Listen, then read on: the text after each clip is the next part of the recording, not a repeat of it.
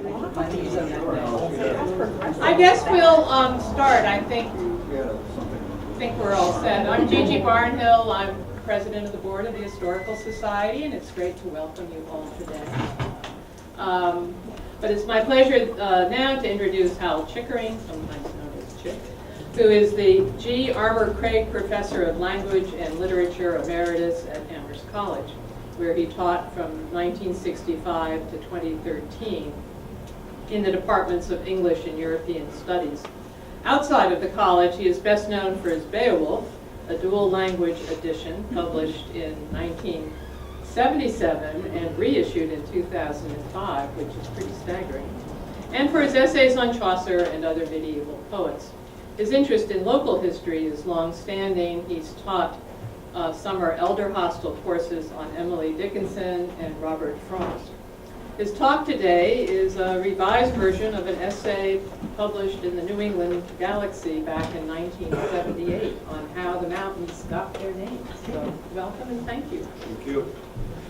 This is not a repeat of that article. It's considerably updated and it's been turned into, well, some of you may know who Bora White Hitchcock is. Oh yeah, yes, definitely. I had to think a lot about how this talk could even survive. It turns out that I don't think Edward Hitchcock would have survived without Bora. Right. And she is, how she could have done as much as she's done, she did do is really quite astonishing. And I'm glad she's come into her own. I'm going to try to, if I don't get too far off topic, I want to engage in a little coda about Bora afterwards.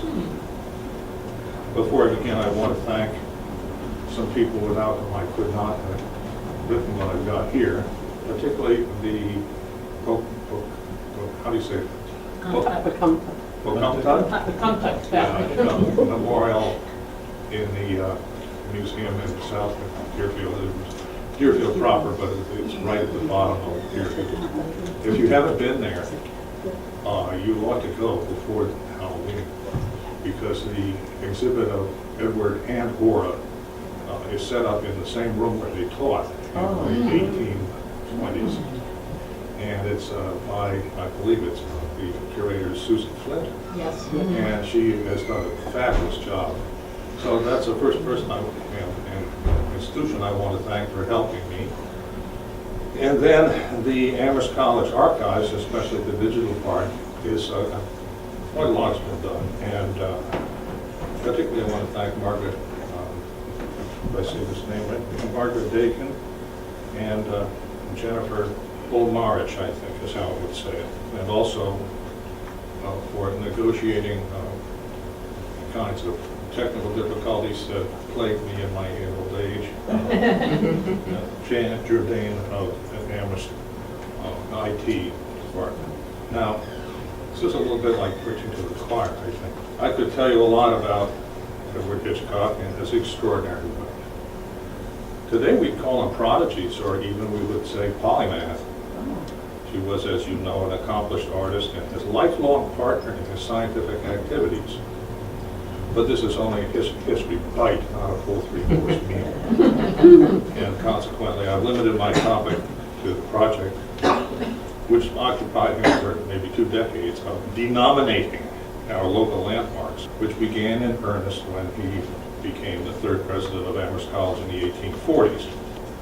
His concern about local place names was already clear from an 1835 geological report in which he lamented, quote, "What a pity it is that so many of the most interesting mountains and hills in Massachusetts have got attached to them such uncouth, vulgar names."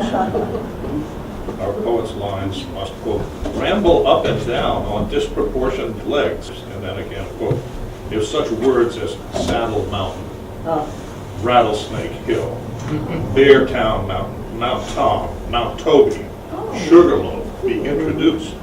The original names of Holyoke," this is another quote, "Taconic, Hoosick, and Wachusett are more tolerable." Although most of them have an Indian origin.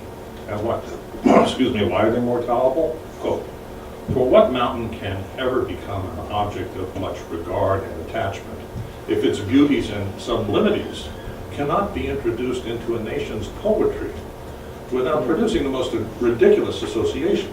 Fortunately, there are some summits in the state yet named. It is to be hoped that men of taste will see to it that neither Tom, nor Toby, nor bears, nor rattlesnakes, nor sugarloaves shall be saddled upon them. When Hitchcock looked up at the Holyoke Range, he saw not only the complicated geology behind its basaltic outcropping, but also, quote, features of high scenographic interest. In his eyes, the Connecticut Valley was the most beautiful place in the world, an area of great learning. What do we all know about that? The colleges and so on. There's great learning in 1835, but not many colleges at that point. With an illustrious history and important social and literary dimensions, the landscape he loved deserved to be dignified by new names. To do this, he developed his own criteria. Quote, in order to be good, a name should be derived from one of three sources. 1, Indian. 2, classical, that is, Greek or Latin or Hebrew. 3, historical. The first two are the best sources. Such a name should awaken no low or vulgar associations. It should be one that would be graceful and ennobling in poetry, and yet it should be easily pronounced and appreciated by all. Such names as Norwalk, Nonotuck, Metawampe, Newtonk, Hygeia answer these conditions. For all that, the good people in Greenfield did not care for the name Newtonk for the ridge now called Rocky Mountain. Hitchcock could not understand their lack of appreciation, since in his view the name had, quote, all the characteristics of a good name: short, euphonical, Indian, poetical. Poetical? Newtonk? I think he hoped that these denominations, as he called them, would not only elevate the status of the landscape, but might even provide names to be used in future epic verse. Once he became president of the college, his renaming project took off, accompanied by a regular set of ceremonies. Annually, he would take the senior class on a day-long excursion to a mountaintop, where, after literary exercises and orations by both students and faculty, the new name would be formally proclaimed. At least 9 mountains were denominated in such ceremonies, while in his writings, Hitchcock proposed many more names for local hills and streams. The first full-scale excursion took place on the 4th of July in 1845. The plan was to clear a horse path to the summit of Mount Holyoke in one day. There was no hope of renaming the peak, whose name came from the Puritan settler Eliza Holyoke. But the year before, while inspecting its rock formations, Hitchcock had been provoked by a sightseeing Britisher from the West Indies, quote, a fleshy gentleman, much disheveled, who come down the mountain and complained bitterly of the only existing footpath which ran straight up the mountain. Hitchcock opined that he could make an easier path to climb. Well, said the fleshy gentleman, you Yankees can do almost anything, but I do not believe you can make a road there. That was all it took. On the following 4th, Hitchcock arranged with Mary Lyon that members of her Holyoke Female Seminary would bring a picnic dinner to the foot of the mountain at noon. He also enlisted the junior as well as the senior class and tried to get local farmers as well. But while they were glad to have a clear trail to the top, they thought it would take at least a fortnight, and true Yankees, quote, they did not like to fail and be laughed at. Neither did Hitchcock. He told the 2 classes, quote, that we must either make that path before noon or expect to be ridiculed. Then he quoted some lines from Hesiod in Greek to spur them on, and they went to it with such a will that by 11 o'clock a horse could be ridden up the trail. By noon, the young men were ready to descend and picnic with the young ladies. After lunch, the whole party ascended by the new path to the summit, where they listened for most of the afternoon to speeches in honor of the history, geology, and current population of the Connecticut Valley.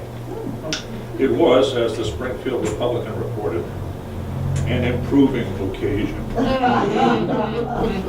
The next year, the collegians assembled at the other end of the Holyoke Range on what was then known inelegantly as Hilliard's Knob. Let's not go any further with what that might mean. It took several days to clear a trail to that higher peak, and some 500 people were present to hear President Hitchcock, quote, denominate this commanding summit Mount Norwalk. The name came from the Indian tribe that had inhabited the Hammond and Amherst area. Shortly after Hitchcock retired as president, the denomination of the range was completed with the christening of Naughton, which name designates the three lesser peaks east of Mount Tom, and comes from the Indian name for the Northampton area, meaning Mountain of the Blessed.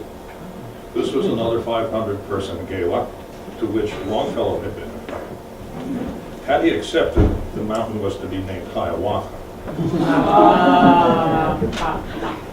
Hitchcock's own account of these ceremonies showed the satisfaction he felt with the progress of his project. The dignity of the new names reflected the social status of the young college he guided. On more than one occasion, however, he was to be balked because of this feeling. In 1849, he and the senior class went up to Sunderland to rename Mount Toby. Probably at Hitchcock's urging, the senior class published a resolution that said such a splendid mountain did not deserve a common or vulgar name, and that, quote, no poet would dare to write a poem if he must introduce into it the name of Toby. It would kill the finest epic in the world, close quote.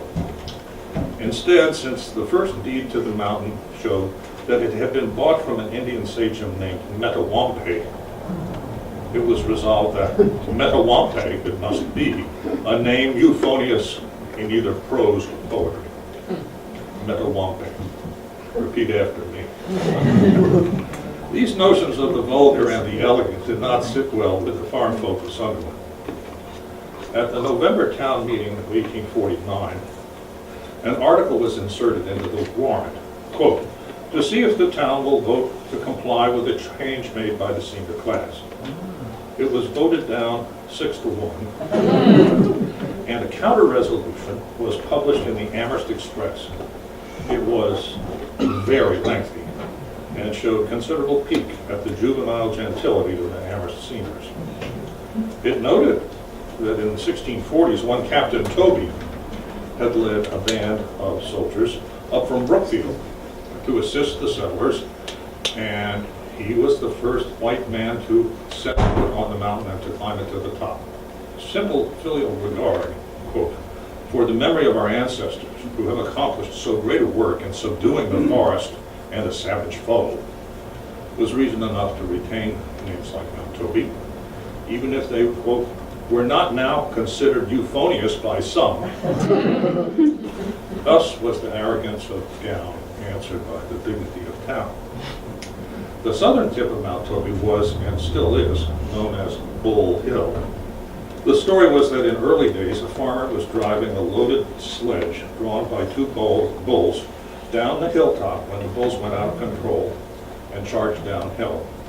The sledge smashed into a tree, and one of the bulls broke its neck. Hitchcock could not abide the resulting name, quote, flat and vulgar, unquote, and he urged the class of 1862 to rename it Mount Taurus. Not unexpected, it never caught on. Nor could Hitchcock do anything about Mount Tom, of which he wrote with pompous regret, quote, every principle of correct taste reluctates against the name of this mountain. He did, however, apply his notions of correct taste to Mounts Castor and Pollux, a pair of glacial domes in South Amherst now covered with apple orchards. The name stuck, even though some of us have trouble remembering which is which. Once he even broke his own rules when faced with Mount Pleasant, which rises, as you know, just north of Amherst Center. He thought the name, quote, too flat and devoid of originality. But since he couldn't change the name, he looked to the east at a slightly higher hill, offering a more pleasant view. He promptly named it Mount Pleasanter. This wooded property belonged to Austin Dickinson and is now Wildwood Cemetery. Poor Pleasanter never survived. Statistically speaking, Hitchcock failed as often as he succeeded in renaming the landscape. Still, he left his mark. You can't climb up the Connecticut Valley today without passing at least 6 to a dozen peaks that are still known by the names he denominated. Let me close with a quote from his 1835 geological report, which shows a poetic sensibility within the man whom we remember today mainly as a scientist.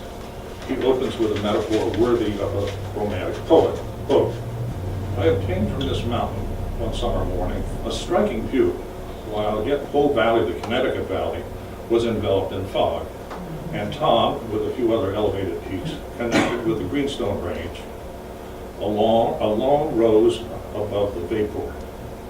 The sun shining brightly and the wind gently blowing gave to this fog a strong resemblance to an agitated ocean. To the north and south it seemed illimitable, but on the east and the west, the high mountain ranges that form the boundaries of the valley of the Connecticut constituted its shores. I could not but feel transported back to that remote period when this great valley was enveloped in like manner by water, and Holyoke and Tom formed only low and picturesque islands upon its surface. As you probably know, later geologists most fittingly named this valley Glacial Lake Hitchcock. Right. So that's what I have to tell you about our denominator. I forget what's the other thing you used to learn in about the 6th or 7th grade. There's a denominator and what's the other? Numerator and denominator, yeah. Yeah. Well, let's take a look at some of these persons. There's a handsome picture in Tyler's History of Amherst. Here we There go. we have, I must say, he is a splendid example of New England physiognomy. Yeah, that's neat. And there aren't very many pictures available of Bora, and she really is quite a remarkable woman. This is taken when she's about 55 to 60 years old, I believe.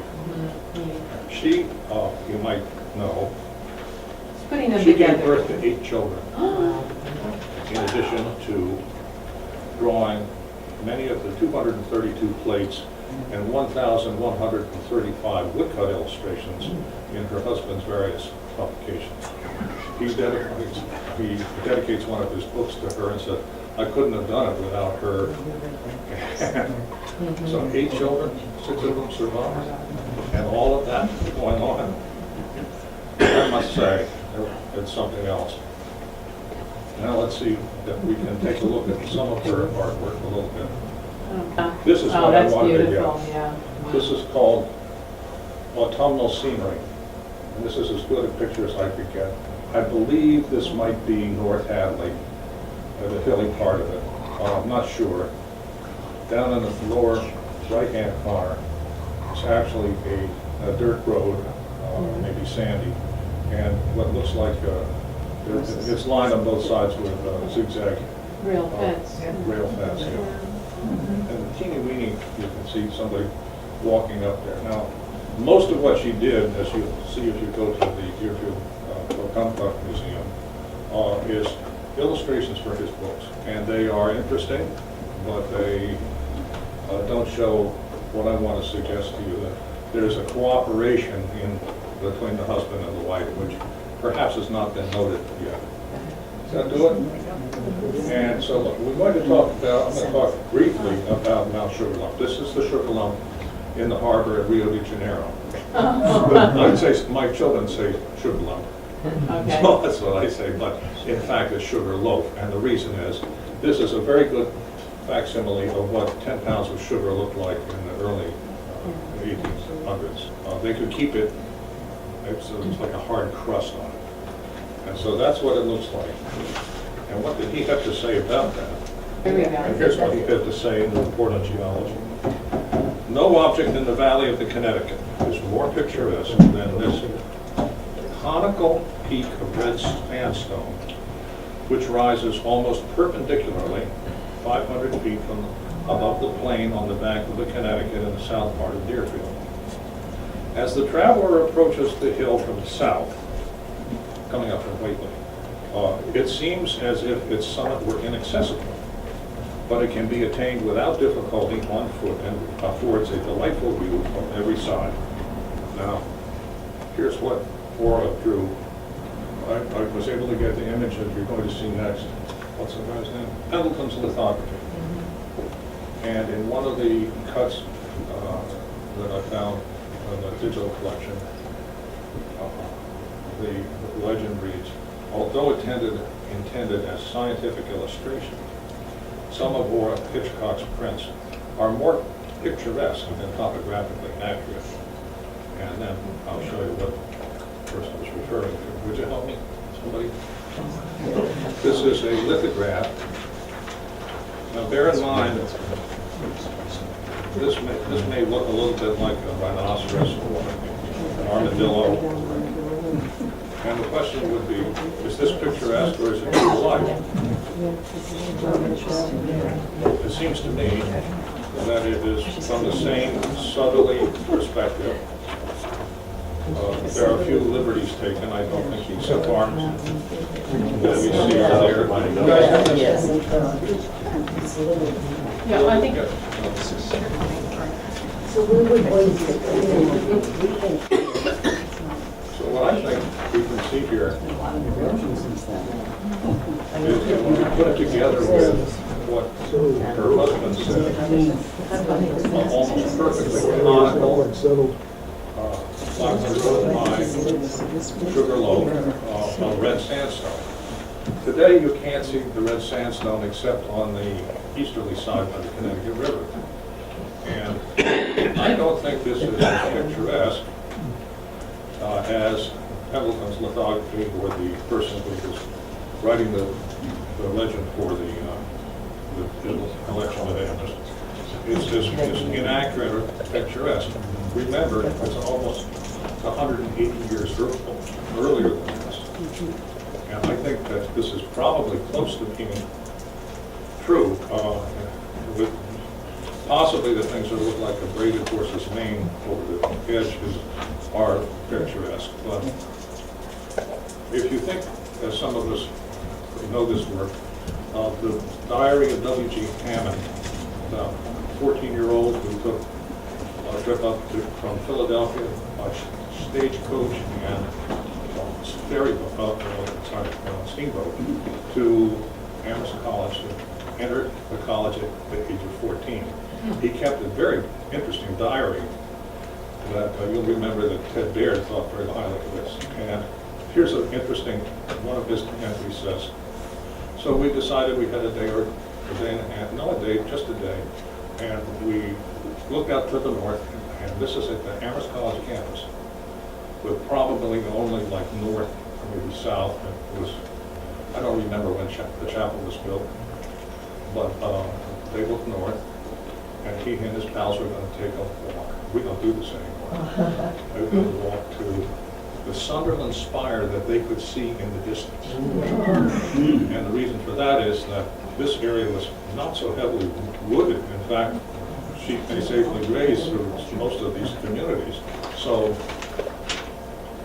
either she's picturesque, but I don't think so. I think that the reason it looks screwed around like this is because it was partially bare, conical red sandstone, and it's been much obscured now by all the trees.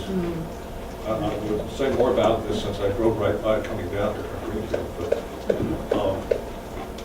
I think that it's interesting to see that if you put what Bora and Edward thought of together, I think you come up with something a little different than something that might be thought of. It's not vulgar, it's more picturesque. Yeah. Okay, that's it for me. Thanks a lot. Great.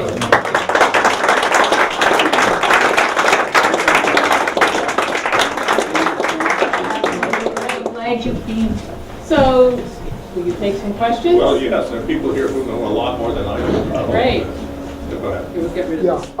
I have two questions. You may have addressed one of them before I got here. I missed the first couple minutes.